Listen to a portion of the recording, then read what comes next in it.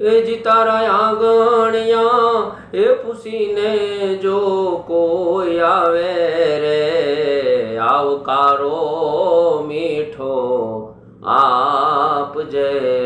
એ જી તારા આંગણીએ પૂછીને જો કોઈ આવે એને આવકારો મીઠો આપજે.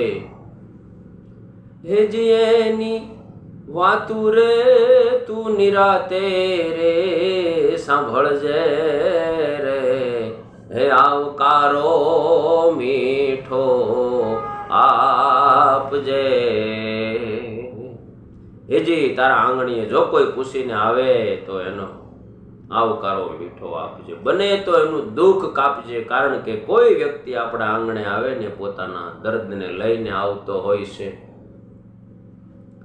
આપણાથી બને એટલો પ્રયત્ન કરવો એમને સુખી કરવા, એમને સુખી કરવા. મિત્રો, ભગવાને જ્યારે આપણને આપ્યું હોય ને ત્યારે જ આપણે આંગણે કોક આવે, હો મારા વાલીડા. કારણ કે આપણા દિવસો દેખીને દુખિયા આવે રે, હેજી તારા આંગણીએ પૂછીને જો કોઈ આવે રે, આવકારો મીઠો આપજે રે. આપણે એમ ન માનવું કે આપણે આંગણે કેમ આવે છે. આપણો દી છે ને મારા વાલા ત્યારે આવે છે. હેજીને સાથે રે બેસી તું જમજે, સાથે બેસીને એને જમાડજે મારા ભાઈ. વાહો ઠપકારતો પૂછજે મારા વાલીડા કે તારે શું તકલીફ છે ભાઈ. સાહેબ એનું અડધું દુઃખ તો એમને દૂર થઈ જાય. તમે વાહો ઠપકારશો ને ત્યાં કવિ ત્યાંથી નથી અટકતા, હજી આગળ જાય છે કે સાહેબ એના ખબર અંતર પૂછજે, એના પરિવારની વેદના જાણજે, શું તકલીફ લઈને આવ્યો છે માણસ. આપણી અંદર કોઈ વ્યક્તિને પરમાત્મા દેખાતા હોય ને મારા વાલા, ત્યારે એ વ્યક્તિ આપણે આંગણે આવે હો, અને ત્યારે એ વ્યક્તિને આપણે હાંચવી લેવાના. વ્યવહાર ગમે તેવો આપણી જોડે કર્યો હોય મિત્રો, પણ પરમાત્મા એ વ્યક્તિને આપણી પાસે મોકલે છે એના મનથી તો વિચાર કરીને.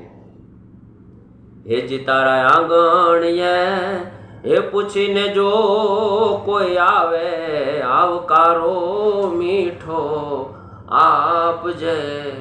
હેજી તારા આંગણીએ પૂછીને જો કોઈ આવે ને તો ભાઈ એને આવકારો મીઠો. એ કવિ ત્યાંથી નથી અટકતા. કવિ એમ કે એના દુઃખના દર્દને વેદનાને જાણવાનો પ્રયાસ કરજે મારા ભાઈ.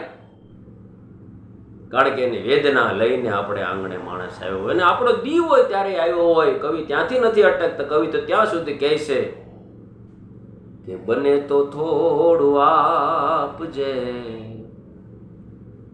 અને ઘરે જાય ત્યારે મારા વાલીડા એને ઝાપા સુધી તું વળાવવા જાજે.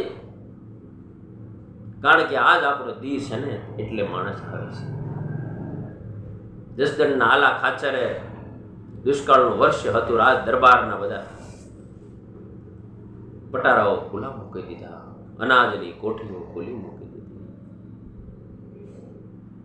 માલ ઢોર માટે નિરણ બધું ખુલ્લું મૂકી દીધું, અને બધા લોકો લઈ જવા માંડ્યા. ત્યારે કારભારી એક દિવસ કે મહારાજ આમ ને આમ તમે કરશો તો આપણું રાજ ખાલી થઈ જાય, પછી આપણે ક્યાં જશું. ત્યારે મહારાજા કંઈ બોલ્યા નહીં. જસદણના આલા બાપુ, આલા ખાચર કેવો શુરવીર પુરુષ, કેવો દેવ જેવો પુરુષ.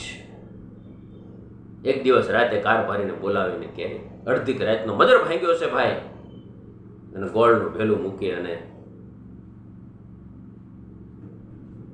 કપડું ઢાંકેલું હતું. અને એમના મંત્રી આવ્યા, આજની ભાષામાં કહી તો ગૃહમંત્રી, અને કીધું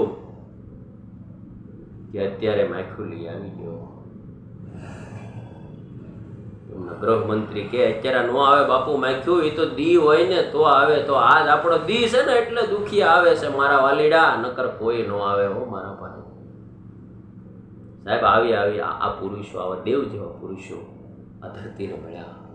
સૂર્ય ચંદ્ર રહેશે ત્યાં લગી એની ગાથાઓ ગવાશે, એમાં કોઈ શંકાને સ્થાન નથી. 50, 60, 70 વર્ષનું જીવન મળ્યું છે, કંઈક લોકો યાદ કરે એવું કામ કરી જાય, અમર બની જાય. કર્મથી માણસ અમર બની જતો હોય છે, કર્મથી માણસ અમર બની જતો હોય છે.